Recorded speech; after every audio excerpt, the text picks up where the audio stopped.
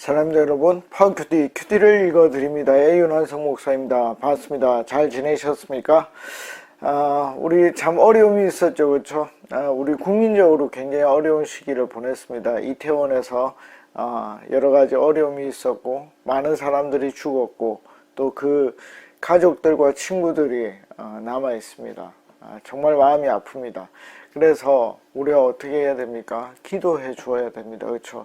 그 남은 자들을 위해서 기도해 주시고 그들이 마음을 추스리고 또 세상에서 살아갈 수 있도록 그렇게 기도해 주시면 좋겠습니다. 그래서 이 사회가 전체적인 어떤 집단적인 우울감에 빠지지 않고 다시 힘을 내고 그런 일이 다시는 발생하지 않도록 그렇게 기도해 주면 좋겠습니다. 우리 기독교회는 뭐죠? 세상을 위하여 기도하는 사람들입니다. 그래서 꼭 기도해 주시면 좋겠습니다. 자, 우리 시그니처하고 또 하나님의 말씀을 생각하고 연구해 보도록 하겠습니다. 자, 여러분, 우리가 창세기 12장 5절까지 했습니다. 이제 12장 6절을 할 것인데 6절부터 보면서 시작하도록 하겠습니다. 아브라함이 그 땅을 지나, 자, 그 땅이라는 것은 이제 가나안으로 들어왔거든요. 그 가나안은 어디였습니까? 하나님이 아브라함에게 보여주려고 하는 지시할 그 땅으로 가도록 그 땅에 이제 들어왔고 그 땅을 지나가고 있었습니다. 그러니까 위에서부터 왔으니까 북쪽에서부터 하란에서부터 쭉 이렇게 내려오는 방향으로 볼 수가 있습니다. 그 땅을 지났더니 세겜 땅이라는 곳이 나왔고 저번에도 말씀을 드렸지만 이 세겜은 나중에 사람 이름도 나온다.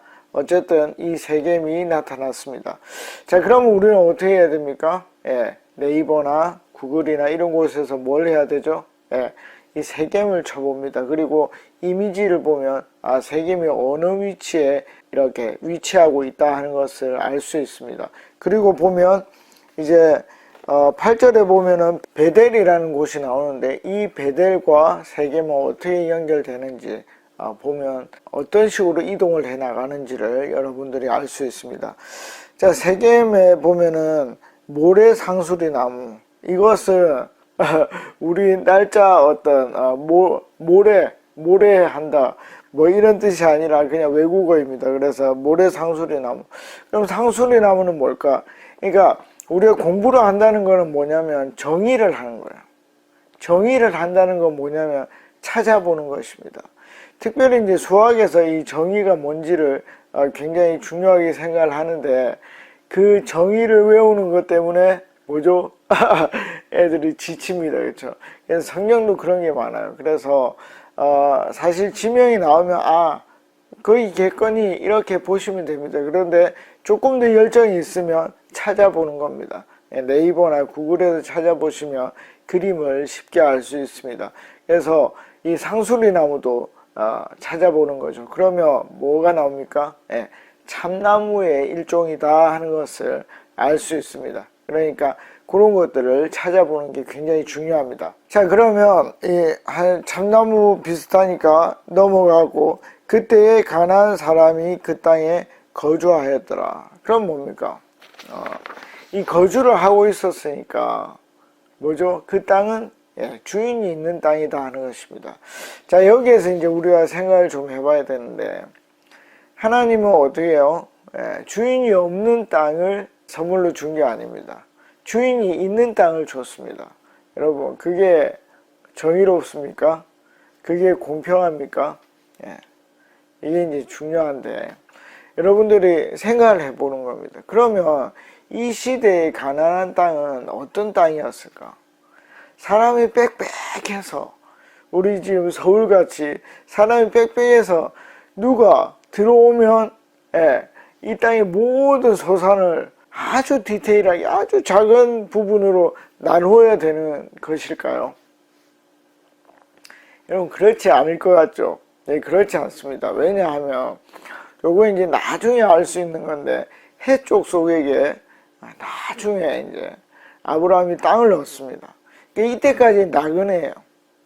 근데 나중에 진짜 땅을 얻거든요.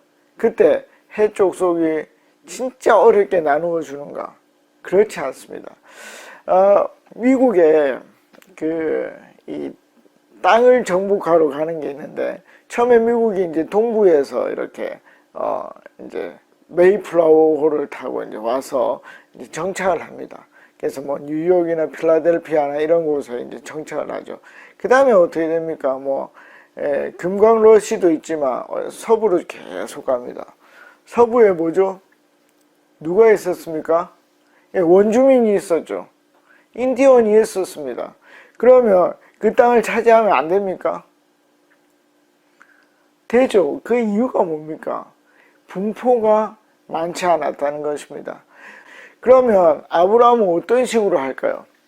주인이 있는 땅에 가서 전쟁을 하면서 그들을 말살하는 정책으로 그 땅을 차지할까요? 그렇지 않습니다. 그렇죠? 그러니까 저의 결론은 뭡니까? 저의 결론은 빽빽하지 않는, 누구나 들어갈 수 있고 들어가도 다른 사업에 그 사람들의 자산이나 이런 거에 피해를 주지 않는 한도 내에서 하나님이 이 가나안 땅으로 인도를 하셨고, 그리고 뭡니까? 전쟁을 통하지 않는다. 나중에 이제 해쪽 속이 줄 때 어떻게 하죠? 기분 좋게 내어줍니다. 그리고 어른으로 취급을 해주죠. 그 이유는 뭐죠? 복의 근원을 나타냈기 때문입니다. 그러니까 우리가 요거를 잘 판단을 하셔야 돼요. 정말 막 너무 사람이 빽빽한데 다시 하나의 어떤 존재가 들어가서 그걸 다 나눠 먹게 만드는가? 그게 아니라는 거죠. 그게 저의 결론입니다. 그리고 전쟁을 통해서가 아니라 서로가 잘 되는 방향으로 그 일을 했다. 그게 저의 결론입니다. 그러니까 여러분들도 생각을 해보시고, 하나님이 아브라함에 주는 것이 이게 정당한가? 하나님이 나에게 주는 것이 정당한가? 생각을 해본 겁니다.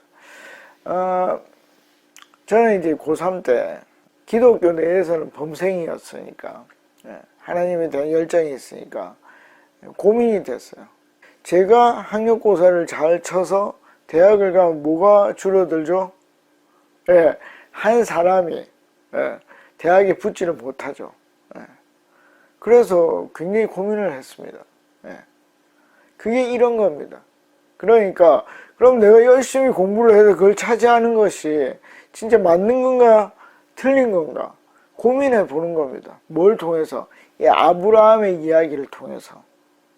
뭔지 아시겠죠? 그래서 단순히 우리가 생각하는 게 남의 일을 생각하는 게 아닙니다. 그 성경의 이야기를 통해서 내 실제 삶에 어떻게 할 것인가. 그러면 전쟁을 통해서, 부정을 통해서 내가 좋은 대학에 갈 것인가. 그건 아니라는 거죠. 그러니까 그런 게 중요하다는 것입니다.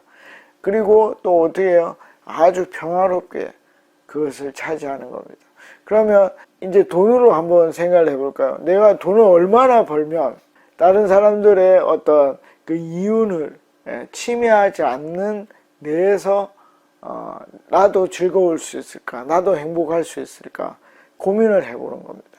그게 1억인지, 그게 5천만 원인지, 그게 5억인지, 10억인지, 30억인지 결정을 하는 게 중요하다는 것입니다. 내가 이 정도는 가지고 있어도 남에게 피해를 주지 않겠구나. 그거를 한번 생각해 보시면 재미있을 것입니다. 자, 계속 가보겠습니다. 이제 7절입니다. 여호와께서 아브라함에게 나타나 이르시되, 이제 다시 나타나셨습니다. 12장 1절에서 나타나셨고 다시 7절에서 나타나셨습니다. 내가 이 땅을 내 자손에게 주리라 하신지라. 이게 뭐죠? 내가 보일 이 땅은 너희 자손들도 가질 것이다. 그러니까 가나안에 들어와서 나중에 이제 보겠지만 북부의 이 세겜 땅 역시 너희 자손에게 주겠다라고 약속을 다시 보여주는 것이죠. 이게 하나님입니다. 그러니까 하나님은 그냥 한 번 딱 말하고 끝내는 것이 아니라 반복해서 계속 보여주신다 하는 것을 우리가 알면 좋겠습니다. 자, 그리고 자기에게 나타나신 여호와께 그가 그곳에서 제단을 쌓고, 제가 좀 더 읽어보겠습니다. 12장 8절. 거기서 베델 동쪽 산으로 옮겨 장막을 치니 서쪽은 베델이요 동쪽은 아이라. 그가 그곳에서 여호와께 제단을 쌓고 여호와의 이름을 부르더니, 지금 제가 이제 생각해 보고자 하는 것이, 그곳에서 제단을 쌓고 그곳에서 제단을 쌓고 하는 말입니다. 자, 여러분, 이제 조금 있으면 어떤 사건이 하나 터질 텐데, 여러분, 아브라함의 믿음이 거기에서 그렇게 좋지가 않습니다. 근데 아브라함이 좋았던 것이 하나 있었는데, 그게 뭐냐면 가는 곳마다 제단을 쌓고. 여러분, 제단을 쌓으면 뭐가 있어야 됩니까? 재물이 있어야 됩니다. 그 현대적으로 얘기를 하면 뭡니까? 감사의 헌금이죠. 그러니까 가는 곳마다 뭘 했다는 겁니까? 감사 헌금을 했다는 겁니다. 아주 단순하게 얘기를 해서. 그러면 이 아브라함에게는 뭐가 있는 겁니까? 온전한 하나님에 대한 믿음은 아직까지는 없어요. 근데 뭐가 있죠? 습관이 있습니다. 습관. 거룩함을 만들어낼 수 있는 습관. 그게 뭡니까?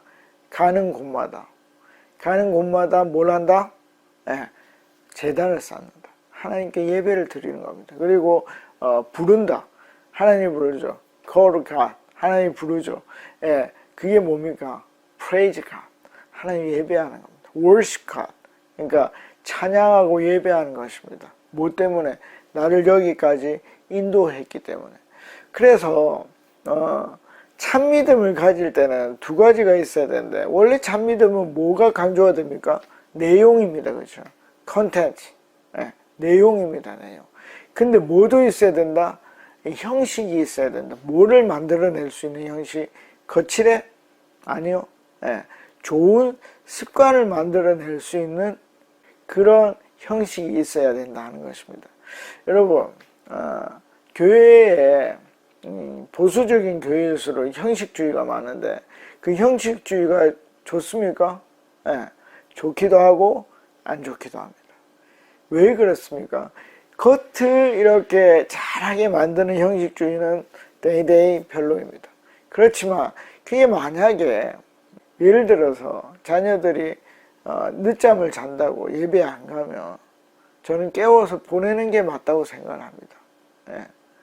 왜냐하면 하나님이 우리 부모에게 주신 아들이기 때문입니다. 그렇죠? 딸이고. 그러니까 여러분들이 보는 겁니다. 이게 정말 겉모양만 나타낼까? 아니면 이걸 통해서 내용이 만들어질 수 있을까? 판단을 하고 기도한 후에 그 형식을 만들어내는 것입니다. 나도 그런 거죠. 나는 어디에 많이 갈 때 믿음이, 참 믿음이 발전할 수 있겠는가? 예배 자주 가는 게 도움이 될까? 자주 안 가는 게 도움이 될까? 여러분들이 결정을 하는 것입니다. 만약에 제가 한 20년 전에 지금 이 나이에 목사였다면 굉장히 간단하게 얘기했을 것입니다. 모이기를 힘쓰는 곳에 가는 게 낫지. 근데 잘 생각을 해보십시오.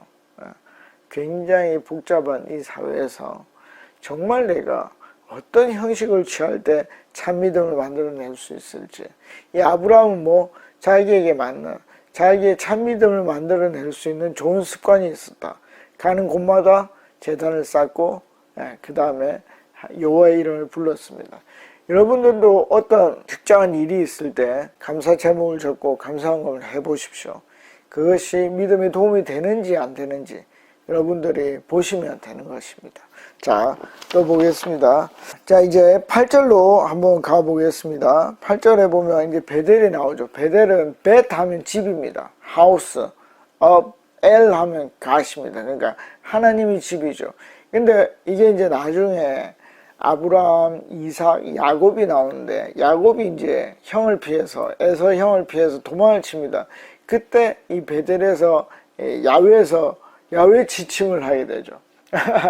그때 이름이, 원래 이름이 있을 거 아닙니까? 이건 나중에 이제 모세가 기록한 지명이고, 그때 루스였습니다. 루스는 영어로는 LUZ라는데, Z라는데, 이게 길을 잃다, 길을 잘못 들다 이런 뜻이라고 합니다. 그러니까 여러분 이게요, 이 루스가 길을 잘못 들었다 할 수 있지만 거기에서 누구를 만납니까? 여호와의 집, 여호와를 만나게 됩니다. 그러니까 이게 굉장히 재미난 겁니다. 그래서 지명을 한번 찾아보는 것도 좋다. 여러분들이 그렇게 보시면 되겠습니다. 자, 그리고 9절입니다. 점점 남방으로 옮겨갔더라. 왜죠? 여러분들이 지명, 세겜, 그 다음에 베델, 아이 이런 걸 찾아보시면 여러분들이 왜 남방으로 점점 가는지 알 수 있고 나중에 결국은 브엘세바까지 가게 됩니다. 그래서 단에서부터 브엘세바라는 게 뭐 백두에서 한라까지 그 말이랑 비슷한 것입니다. 단에서 브엘세바는 무슨 말인지 아시겠죠? 그래서 점점 남방으로 갔다는 것을 지명을 통해서 여러분들이 알아낼 수 있다는 거. 이제 문제가 생기는데 12장 10절입니다. 그 땅에 기근이 들었으므로 뭡니까? 가물었다 하는 것이죠. 여러분 이게 엄청 중요하죠. 그 이유가 뭡니까? 우리같이 비가 자주 오는 곳이 아니다는 것입니다. 그러니까 이 문제는 뭐죠? 내 생명을 위협하는 문제다 하는 것입니다. 절대 이 간단한 문제가 아니다는 것입니다. 이 가뭄이 들었다는 것은 떠돌이인 이 나그네에게 살 수 없는 그만큼 어려운 일이다 하는 것이죠. 자, 아브라함이 애굽에 거류하려고 그리로 내려갔으니 이는 그 땅에 기근이 심하였습니다. 자, 여러분 뭡니까? 애굽을 찾아갔어요. 애굽을 왜 찾아갔죠? 애굽은 뭐죠? 범람원이죠. 범람원은 뭐가 있어야 됩니까? 이 범람을 해야 되니까 물이 넘쳐야 되죠. 그럼 뭡니까? 큰 강이 있어야 되죠. 그 강이 뭐죠? 나일강입니다. 그렇죠? 나일강. 그러니까 판단을 한 거죠. 내가 너무 어려운데, 왜냐면 이는이라고 한 것은 그 이유는 기근이 아주 심했다. 목숨을 위협했다는 것입니다. 여러분, 여러분들은 목숨이 위험할 때 어떻게 하십니까? 어떻게 하십니까? 판단하겠죠. 판단하겠죠.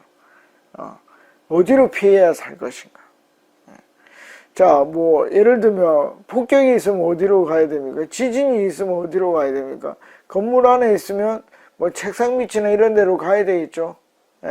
왜? 이 머리를 보호해야 되니까. 그런 판단이 딱 선 겁니다. 어디로? 큰 강이 있는 곳으로 가자. 거기에 먹을 것이 있다. 라고 생각을 해서 이집트로 가게 됩니다.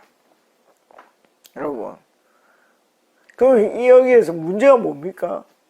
문제가 뭘까요? 문제가 뭐냐면 하나님께 묻지 않았다는 것입니다. 근데 물을 수가 있습니까? 물을 수가 없죠. 왜요? 아직 믿음이 많지 않기 때문에.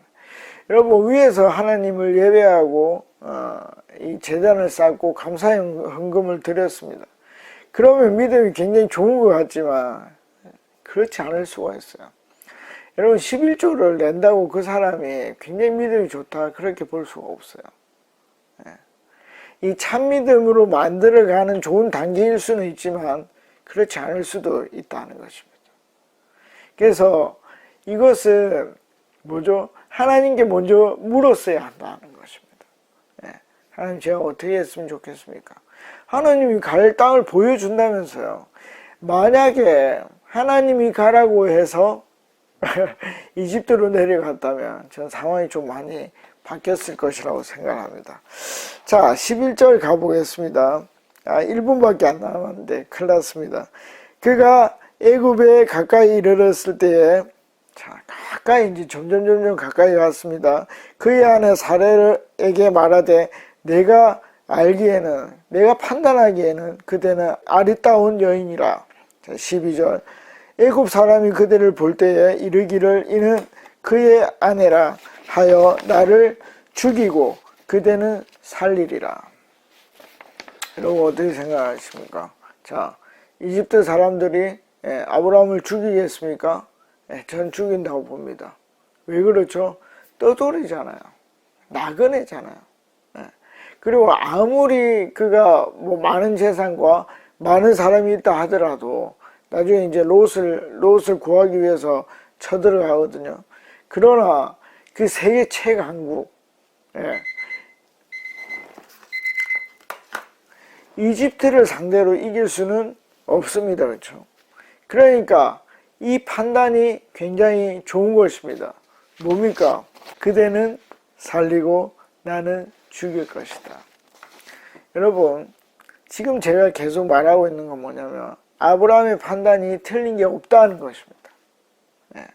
자, 기근이 생겨서 물이 많은 이집트로 갔고, 그 다음에 아내가 예뻐서 나그네니 내가 죽을 거다. 다 맞는 생각입니다. 그런데 지금 제가 하나 시비를 거는 게 뭐죠? 왜 그걸 할 때 기도하지 않았냐는 것입니다. 그 이유는, 제가 찾은 이유는 그의 믿음이 완성되지 않았기 때문이라는 것입니다. 그럼 하나님이 이 아브라함을 통해서 뭘 보여주고 싶은 것입니까? 네. 믿음이 자란다는 게 뭔가? 믿음의 조상인 이 아브라함이 어떻게 믿음의 조상이 되어가는가 하는 것을 보여주려고 하는 것입니다. 자, 다음 시간에 숙제가 하나 있는데 여러분 해보십시오. 그 왜 그러면 하나님이 미리 좀 나타나서 얘기를 안 해주고 그냥 이런 일이 계속 흘러가도록 만들까요? 네, 숙제입니다. 다음 시간에 뵙겠습니다. 안녕히 계십시오. 파워.